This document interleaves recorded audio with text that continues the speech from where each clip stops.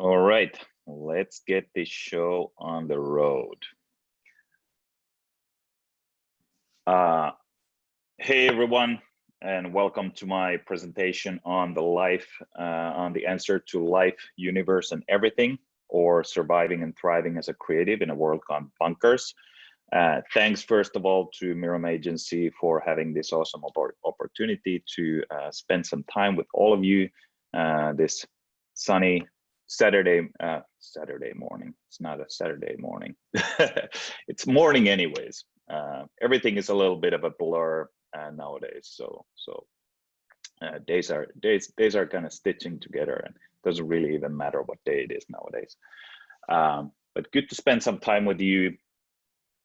For those who don't know me, my name is Sami Viitamaki.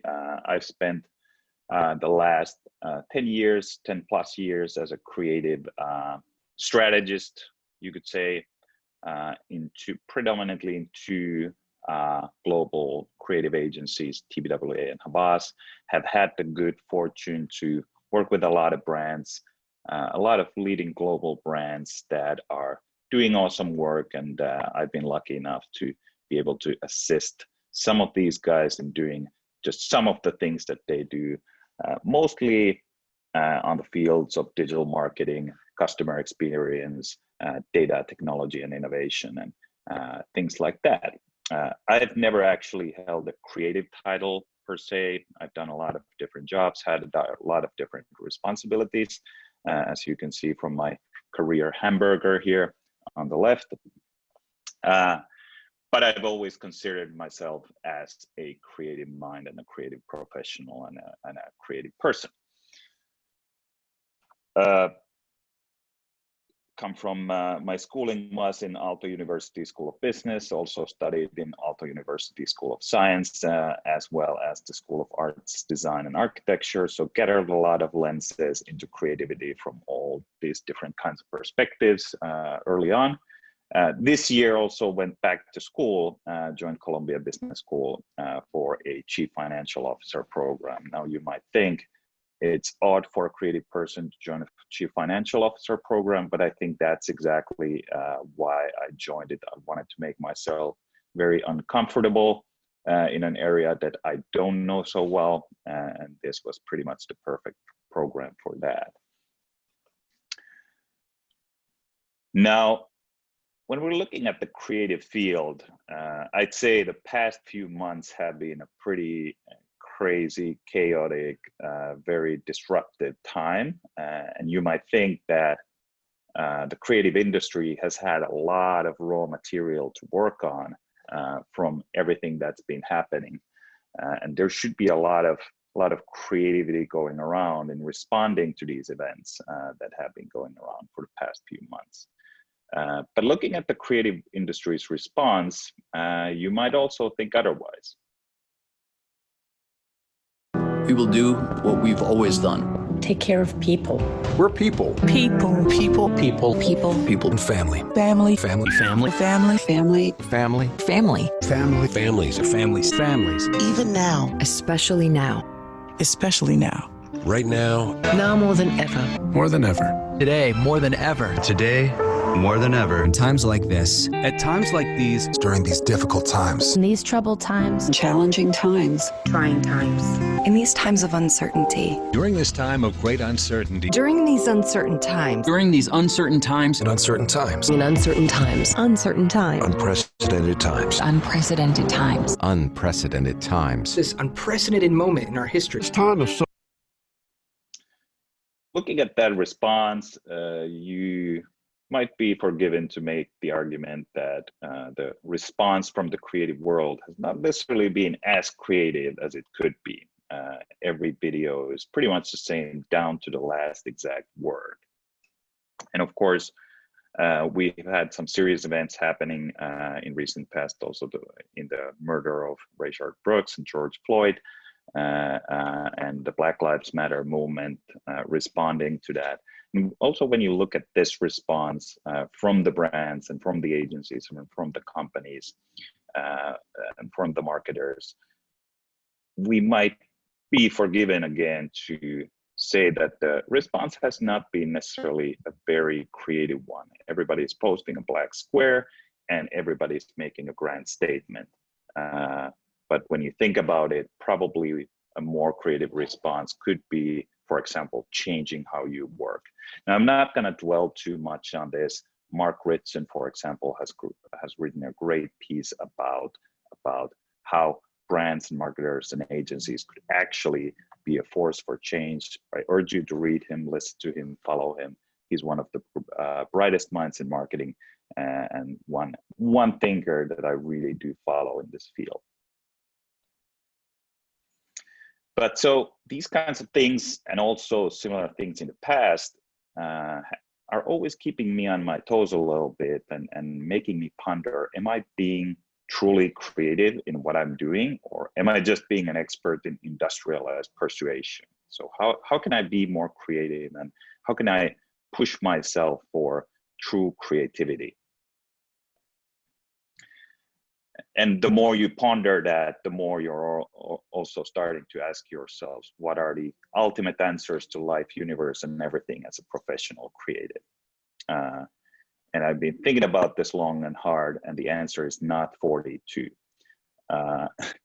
As they noticed in the Hitchhiker's Guide to the Galaxy, where this question is, of course, from. I also started noticing that in order to get to the answer, you have to know the right question. When I started pondering the big questions in the fields of creative life, creative profession, and creative living, I've come to these three broader areas. They're pretty similar to the big questions in life in general, but these areas are revolving around happiness. How can I be happy, driven, have positive energy, really have that drive to be creative day in, day out? How do I gain creative knowledge? How do I know right from wrong? How do I know where I'm supposed to focus on and where I'm not supposed to focus on? And then, of course, purpose and meaning. What does this all mean? Where am I headed? Does it even matter? Or are we living in the matrix? And of course, those are big questions. And to tackle those questions, I started mapping a lot of different methods and strategies, and kind of like started to put things down in a written form in terms of how do I approach these big questions. And I came similarly to three different areas that you can see laid out here. And now the first one of them is creative health. So how do I ensure that I'm in the best condition, mind, body, and spirit for creativity whenever and wherever that's needed? So how do I actually build the foundation for creativity? Another aspect or another big pillar of this is creative wisdom. How do I feed the creative engine? How do I cultivate the material? And how do I continuously harvest the outputs in the best possible way? The third big pillar is then creative wealth. So how to create ever increasing opportunities and expanding my optionality. This does not have to do with financial wealth per se, it's related, but this is more about how to actually build creative wealth as I go on. And I'm gonna spend the next 40 minutes or so going through some examples and some methods of how I'm tackling these different areas and how I'm going about my life as a creative person. You might have different types of things, but these are the things that I've noticed that have worked for me. Now, the first iteration of this presentation was 200 slides and probably worth 2 hours of material.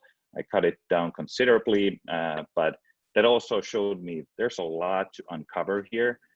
So maybe this presentation is actually a start to something bigger. Maybe it becomes a blog or a book or a series of talks. It's actually the first time that I've taken this level of a systematic approach to these kinds of questions. So this has been very, very exciting so far. And I think it's gonna grow into something very interesting. So first up, creative health. How do I ensure the best conditions in mind, body, and spirit for creativity? And the first of these is for some at least, probably somewhat unexpectedly, physical fitness. When you go to any CrossFit gym or any kind of modern gym or take part in any kind of modern fitness program, what you notice is that nowadays, especially, they're pretty holistic. So they all emphasize mobility, strength, endurance, these kinds of things. Whereas in the 80s, you might be just a bodybuilder or you might be just an aerobics person. Nowadays, there's a lot of emphasis on this holistic approach to fitness, physical fitness. And what's interesting is that one of the first people who started recording these kinds of these kinds of methods for physical fitness across all these areas was Leonardo da Vinci. And I don't probably need to tell you anything about his resume. He's pretty well known in the creative field, but it's super interesting to me that he was one of the first people to start systematically approach physical conditioning across all these areas.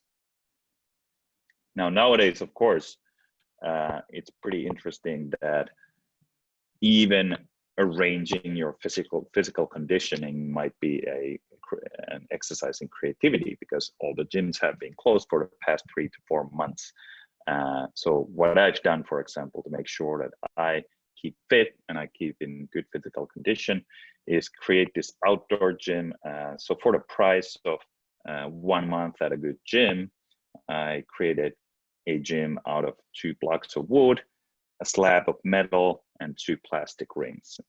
And I have to say, after doing this for a couple of months, it's as, if not more, challenging than going to your average gym. So definitely bodyweight training has opened my eyes to all the different ways in which you can be physical and maintain your physical fitness. Another part of it is also endurance sports and this kind of long-standing aerobic training.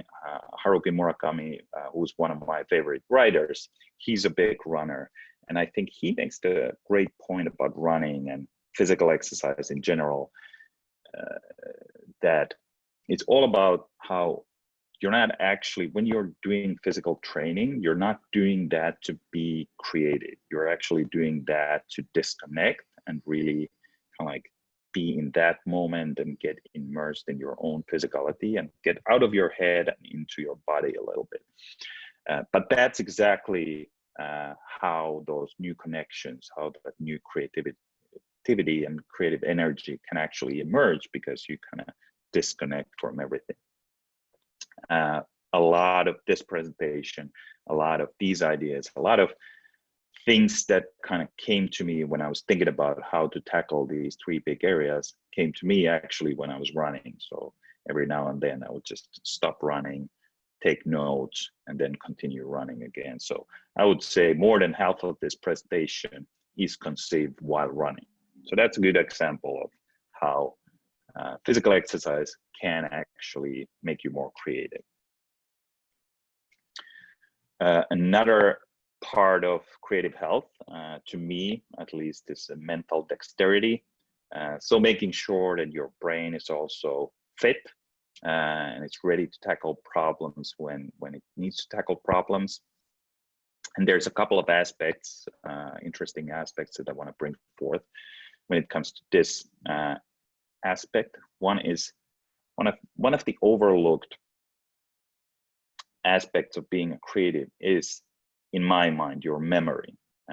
Kevin Horsley, who wrote Unlimited Memory, which has a lot of great tactics and techniques for training your memory, makes a great point about how creativity is connecting things. And if you don't remember things, you can't really connect them, right? So this is a really good book on how to train your memory, how to get to those different methods and techniques that make your brain stronger and keep things in your head in the age where we've pretty much externalized our memory to our phones and Google. One of the good examples of how this really works is I read this book and I started testing the techniques, and I was actually able to memorize all the US presidents during one subway ride by just making this kind of vivid mental movie about each of them in a chronological order. So super interesting exercise, and really shows how this technique or one of these techniques work. Then of course, part of mental dexterity is also problem solving and training your problem solving skills. And you can do this in a lot of different ways. But one of the ways in which I have found that I can actually train my problem solving skills is sticking with math. And I'm not a mathematician by any means. I've actually taken an interest in this aspect later in my life, fairly recently, kind of like picked it back up and started really going through mathematics all the way from the ancient Greeks and the kinds of problems that they were tackling with it. And I've noticed that the more I get into math and the more I do mathematical exercises, the better I am at also creative problem solving. So I think it's an interesting aspect and not always super intuitive when it comes to being a creative, but very, very powerful. One of the ways in which it also helps you as a creative nowadays is in any field you're working in. If you're a professional who wants to get ahead, you can't really avoid the topic of machine learning and AI and artificial intelligence and these kinds of things. And of course, that is at the core pretty mathematical. And of course, if you go into the data science side of it and you actually go into the algorithms and those kinds of things, it gets very deep very fast. But one of the things that I found really helpful is just get to grips of these basic mathematical methods and basic statistical methods that underpin a lot of machine learning.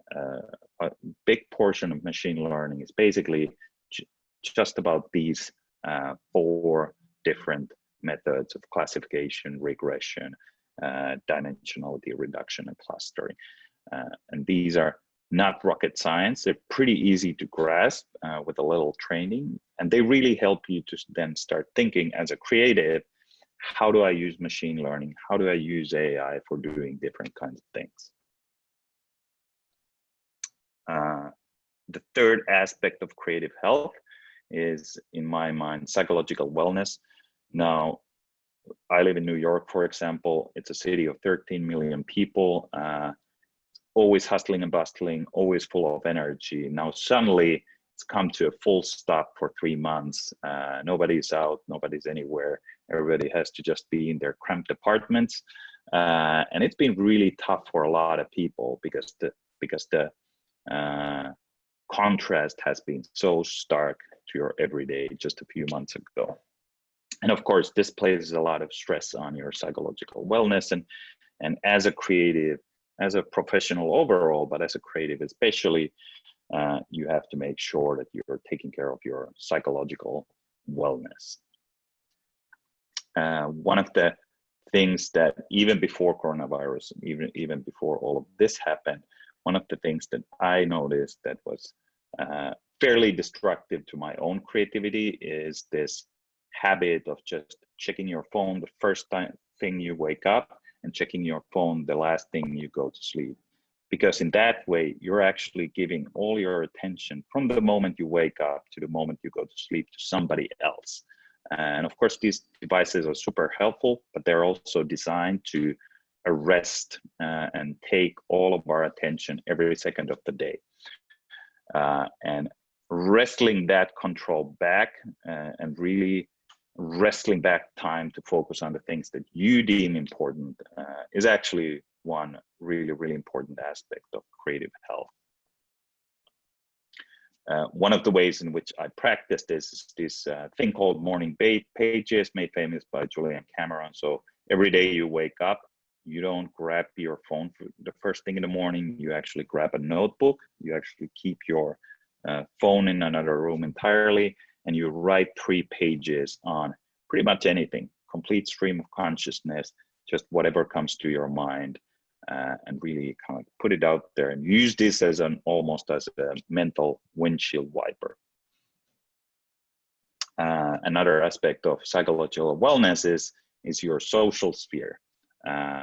What is not always well known, it's kind of intuitive, but it's not always well understood how moods, both positive and negative, they actually are socially contagious. They're contagious in person, but they're also contagious on things like Facebook and digital social networks. David McClelland has said that you're the average of the 5 people you spend most time with, which to me is a really interesting way to think about how important it is that you really pay mind to the people you spend time with. Are they bringing you down or are they inspiring you? That's all part of also maintaining your psychological wellness. And of course, in these times where we have to be on lockdown, it's very important to also make sure that you keep these good connections going in, for example, things like Zoom happy hours. One of the ways in which this has been also very useful, not just fun for me, is finding our tech lead for our new startup from one of the Zoom happy hours hosted by a good friend of mine, David Simpson. So that's the first pillar of creative health. Basically making sure that you're physically fit, your mental, your kind of like mental dexterity is at its maximum, and also that you're taking care of your psychological wellness, because that is really building the foundation for all of that creativity that follows. Then we have the other part, or the other pillar of creativity, which is creative wisdom.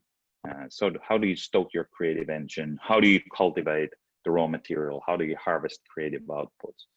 And there's also a lot of different aspects to this. I've selected a few that are most important, that I've noticed to be more important for me in terms of how I become and stay more creative.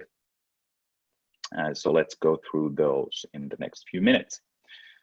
The first is immersive learning. So instead of just reading about things, really getting to grips with things and learning things like a pro. Cal Newport, who's one of my favorite writers, has written a great point about how following your passion is often very bad advice for most of people, because first of all, most people don't even know what their passion is. And second of all, they have a passion or a hobby. They have very unrealistic expectations about what it means to do that as a job. And his point is that instead you should be, whatever you're working on, you should be developing these kinds of concrete, visible, provable skills that are then going to help you be better in any work you do. And then of course, they'll help you get ahead, and that will ultimately, it's very likely or probable that you will also land that dream job at some point once you build that skill foundation. I'm always learning about different things, not just to be able to work in those fields, but just to have an intelligent conversation with other professionals in those fields. And one of the best platforms for this kind of activity is certainly Udemy. Their courses are cheap, usually $9.99 for the course. You have the ratings. You can see how many people have taken the course, what people think of it. So you can be sure that if a few thousand people have taken the course and it's 5 stars, you can be pretty sure that it's pretty awesome. And so they have been. Pablo Picasso has also said, in order to break the rules like an artist, you need to learn the rules like a pro. Steve Blank is also writing about the same thing in his Startup Owner's Manual, which is a great introduction to creative entrepreneurship and also good food for thought of creatives of all kinds. And he's also making this point that you shouldn't just read about a topic, you should actually learn to work in that field as these people work in their fields, so that you can serve them as a creative person, as a consultant. One of the things that I always try to do is really get into the client's business. When I used to work at an agency side, really get to know the client's business and really get to grips with the kinds of things that they do and the kinds of things that their customers do. I was working with TD Ameritrade for quite a while, and one of the things that I did is get into this world that was pretty alien to me at the time of active investing, day trading, options trading, and really got deep into that world. And now nowadays also an active options trader, which has been terrifying in recent months, but also a lot of fun, and helped me also to navigate this new kind of financial world that we're living in. So a lot of good things have come out of that, in addition to making me a better creative in that field. Another aspect of creative wisdom that I want to bring forth is constant making. So of course, if you're just learning about things and are not actually actioning on them, you're kind of leaving a lot of things on the table. Part of being a creative is constantly making things. And even as creatives, we don't always have a creative assignment in front of us. We might be more focused on execution, or we might be more focused on management if we're more senior. But one of the things that we do need to take good care of is that we're constantly making things concrete. James Altucher, who has written a few great books about how to live a better life, be more creative, gain more freedom. He has a good point about if you lie in bed for 2 weeks, you will need physical therapy to walk again. And it's the same with your brain. If you don't use it, you lose it. And he has this really great challenge of 10 ideas a day. I also love that he had Corona hair before Corona hair was cool. But he has this great challenge of 10 ideas a day, where his point is that every day you wake up, the first thing you do, maybe after morning pages, if you do those things that I mentioned earlier, pick a topic, write 10 ideas a day on each of those given topics. And it's a really good challenge because you can easily get to 4 or 5 new ideas, but then getting to 6, 7, 8, 9, 10 is actually really hard if you're actually trying to come up with new ideas. And then the point is not to come up with anything useful necessary. The point is just to train your brain and make sure you're kind of like flexing that idea muscle every single day, because then when the time comes to actually be creative for work, it's a lot easier because you're kind of having that habit going all the time.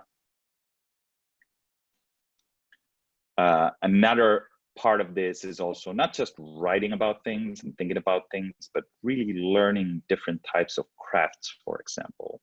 Summerson and Hermano from Rhode Island School of Design are talking about this when they talk about critical making and tactile intelligence and really kind of like using your hands for critical thinking through making and prototyping and sketching things. One of the ways in this in which this has helped me a lot is learning to draw, for example. One of the things that I started doing at some point is learning fashion drawing because I wanted to create a fashion brand. It's still in the drawer. It's still something that I want to do at some point, but currently a little bit on the background. But I really started learning fashion drawing, and for these kinds of things, for Dummies book series is really, really awesome. It really kind of gets you into any kind of field from scratch, especially when it's something like this where it's a craft. It really gets you to grips with the basics. And although I didn't start the fashion company at that point, it really helped me to explore another hobby of mine, which is writing creative science fiction. This is an eternity project as well, writing a science fiction trilogy. But it really helped me to explore this world, not just through writing, but also drawing the worlds and drawing the characters, and really opened up a whole new dimension of that world for me, which I couldn't have done through writing alone. And then the third and final part of creative wisdom to me is what I call mental modeling. And mental modeling for me is just constantly, systematically, as you learn new things, as you create new things, as you learn how things work,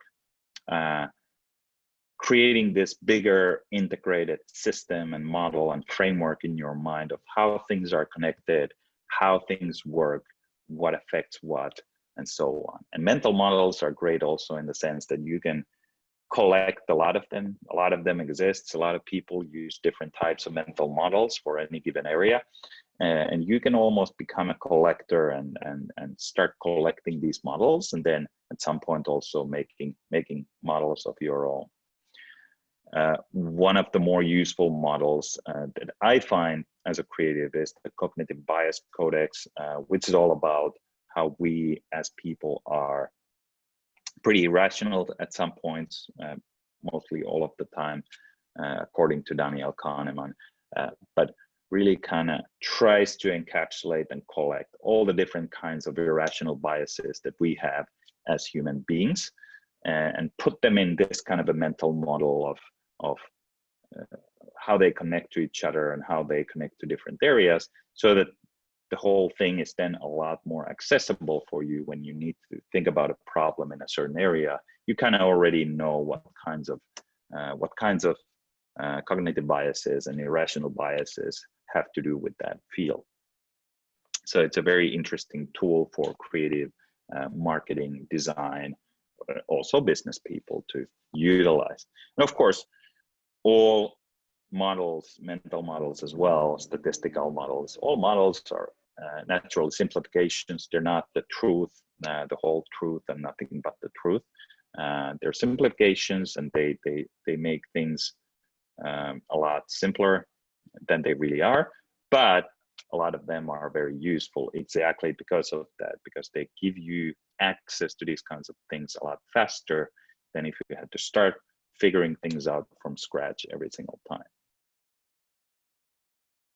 This is just a detail of the cognitive bias. You can explore it on your own. You can Google it. It's easily found. It's really, really interesting. So that's the other pillar of creative work and life. Another strategy for being a successful creative for me, creative wisdom, which consists of immersive learning, constant making, and mental modeling. And then we get to the last pillar, which is creative wealth, which is all about how do you create ever-increasing opportunities and expand your optionality. Now, this is important for me as a creative who constantly wants to grow bigger and do bigger things, and kind of like have this sense of at least an illusion of advancing in my chosen path.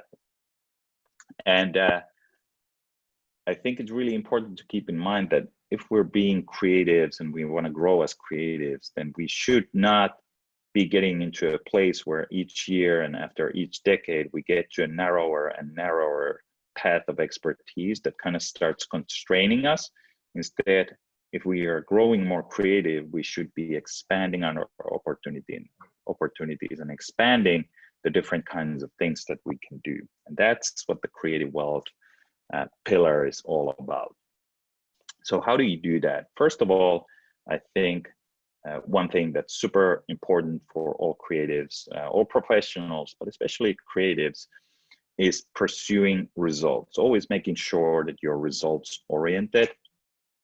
And this field is actually pretty much an oddity for me, because what I've heard very often in the fields of, for example, branding or innovation or these kinds of areas is that they're so fuzzy, you can't really pin down the results, or you can't measure them, or you can't prove the results right away, because it takes time for, which is me, because you look at what, for example, who's one of the foremost management thinkers and business strategy thinkers in the world.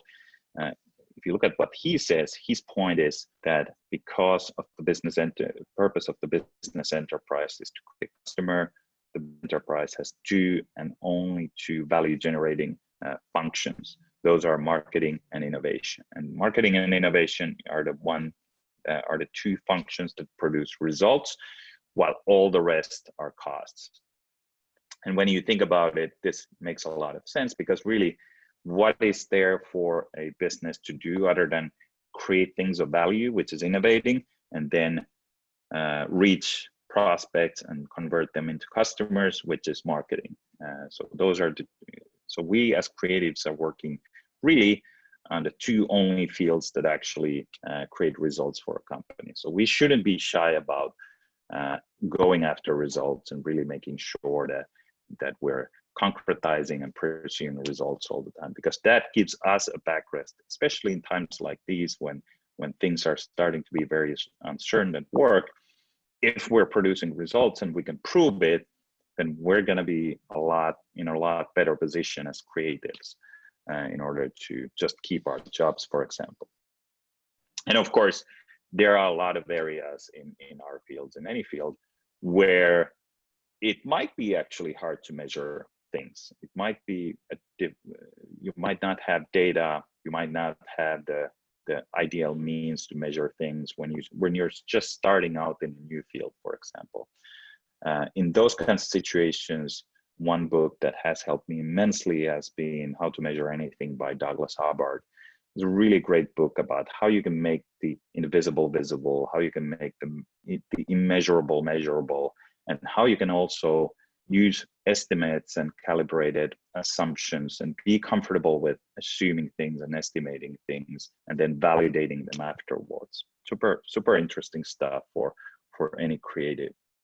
I've had to do a lot of work around a lot of innovation projects where things are really fuzzy. For example, we created the smartwatch concept for Nissan sports cars already before the Apple Watch and a lot of other smartwatches were out. And of course, one of the big questions is, if we create this kind of concept, how do we measure the interest? How do we measure the effect on this new car line that is being launched? And we had to come up with those kinds of things pretty much out of thin air, but being comfortable with assumptions, being comfortable with estimates, and then having the means to validate those from the get-go is definitely helpful in these kinds of situations. Then we have the second aspect of creative wealth, which is all about capturing success.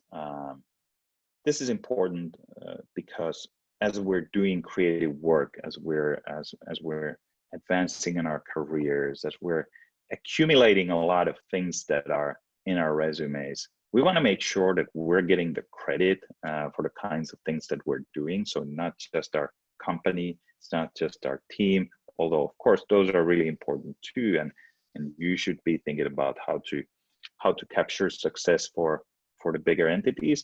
But then also, you are also an individual and you're also a professional who wants to get ahead. So capturing success for yourself and making sure you get the credit that is due is super important. Jeff Goins has written a great book around how real artists don't starve. I think it's a great headline. The book also has a lot of really good learnings for not just artists, but for creatives of all stripes.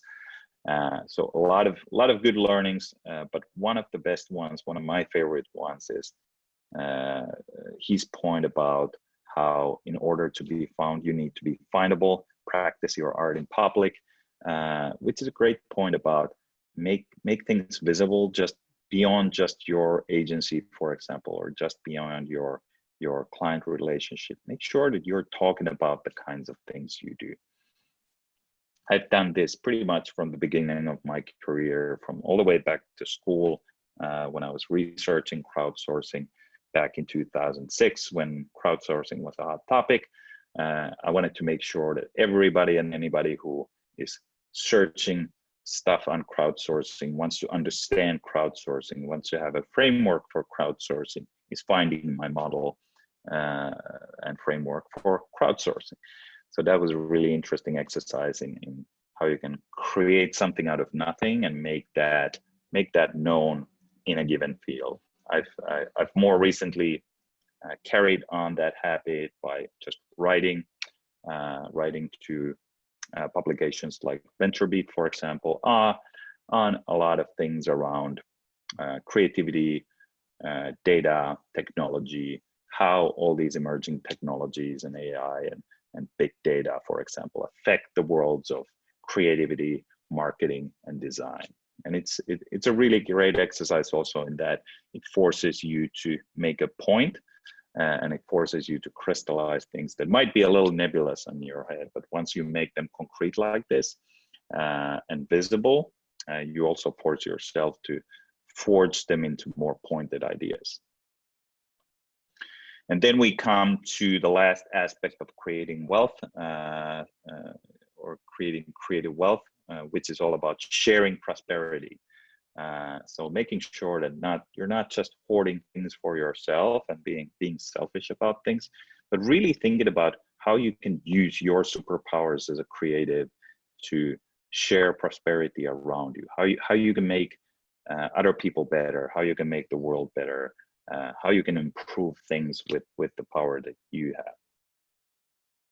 Michael Schrein, innovation researcher at MIT, has written this awesome book about who do you want your customers to become, in which he makes the point that a lot of these new types of innovative companies, especially when they're offering different types of services to people that are used on a constant basis and that are interactive in nature instead of just consumables, he's making the point that they are actually focusing on making their customers better all the time, because that means that when your customers become better, they in turn start demanding more things from you as a company or as a creative, and in turn that makes you better. So it's this kind of virtuous cycle where you make your customers better, they make bigger demands for you, and they make you better in turn. So a really interesting point of view on how you make yourself better by making other people better. And then I think one of the guidelines that I try to keep in my life is Darren Hardy's point about how your life can be measured in proportion to the size of problems you're trying to solve. And that is really interesting to me in the sense that I'm trying to always keep in my mind, and of course there are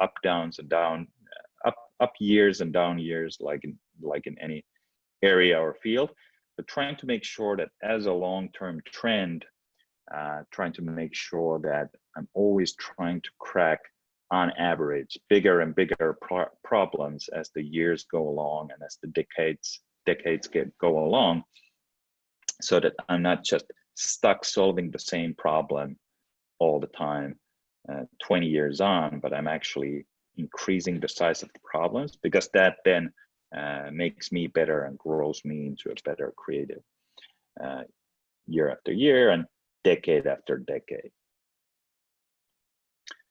One of the things that we have been focusing on in this exploration stage of our new startup is really kind of like thinking about these same big areas of how do we create wealth, how do we create wisdom, how do we create health for customers, for people in general.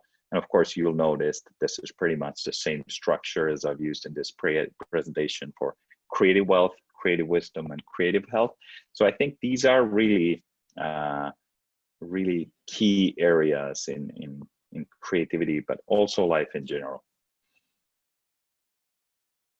So there you have it, 3 strategies for creative work and life and being a successful creative: maintaining your creative health, building your creative wisdom, and making sure you're accumulating creative wealth as well.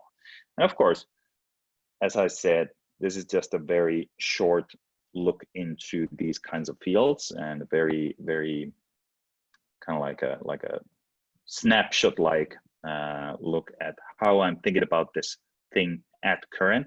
Definitely gonna be continuing this journey and continuing to dig deeper into all these areas, and hopefully building this into something even more concrete and even more expansive than this presentation. Because as Nassim Taleb says it better than I do, the sea gets deeper the further you walk into it. So especially as a creative, you will do well to remember that you will never be finished. The more you learn, the more you notice that you have to learn. And as Taleb here says, the sea gets deeper the further you walk into it. Is pretty much the perfect way to put it, and also end this presentation. And I'll leave you with the image of Albert Einstein napping, because it's one of my favorite activities to do. Also helps you with creativity. And I'm here for questions if we have those.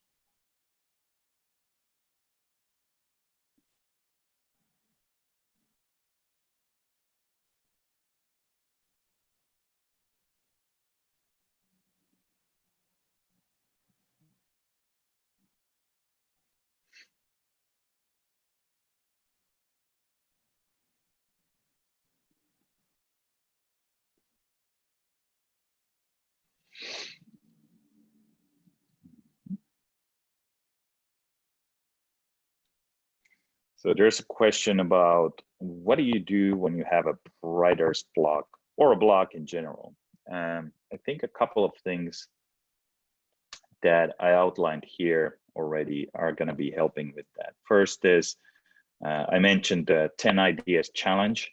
If you have a writer's block, just take something completely different, take another topic, write 10 ideas about something completely separate, because that can then kick your brain into gear for thinking about the problem that you're thinking about that at that moment, or that can kick your brain into gear in terms of getting that writing going. Another thing that I also outlined here is just, for example, physical exercise. Just go running, leave that thing out of your mind for a little bit. Do like a 60-minute run, come back, and you might have had a lot more ideas and a lot more material to start working on when you come back. Just 2 examples of how you can address writer's block. George Lucas, for example, had a good method. He was basically just sitting in front of his typewriter when he was writing Star Wars. He was just sitting in front of his computer for 2 hours a day, exactly 2 hours a day, every day. If he didn't come up with anything, he would just sit there for 2 hours. But that's another strategy to just keep at it. And then some days you wouldn't have anything, just blank paper, but then some days you would actually get into this flow where you would create a whole lot of things. Hope that answers your question, at least to some extent. Any other questions?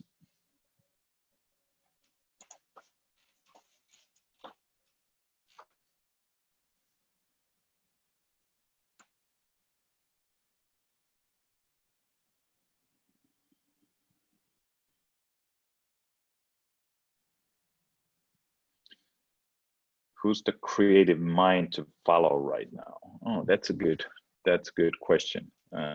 My live audience here, Henrik Rydberg, in the same room, he's pointing to himself, so you can definitely follow Henrik, my business partner.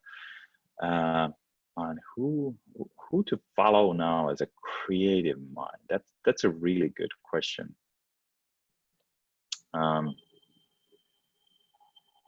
Yeah, I mean, there's a lot of great minds out there. I'm just trying to think of especially one who would have made a big impact in the recent past. I mean, in lieu of a better answer, just follow Mark Ritson, for example. I mean, he's not your average creative per se, but he has a ton of insight into the workings of the creative industry and how you can make creativity matter rather than just churning out creative output, how you can actually make it matter to your business, but then also to the society at large. A really great thinker.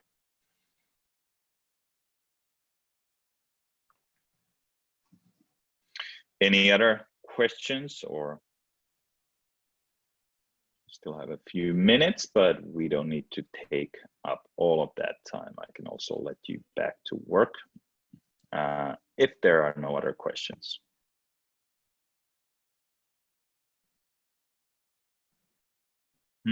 All right.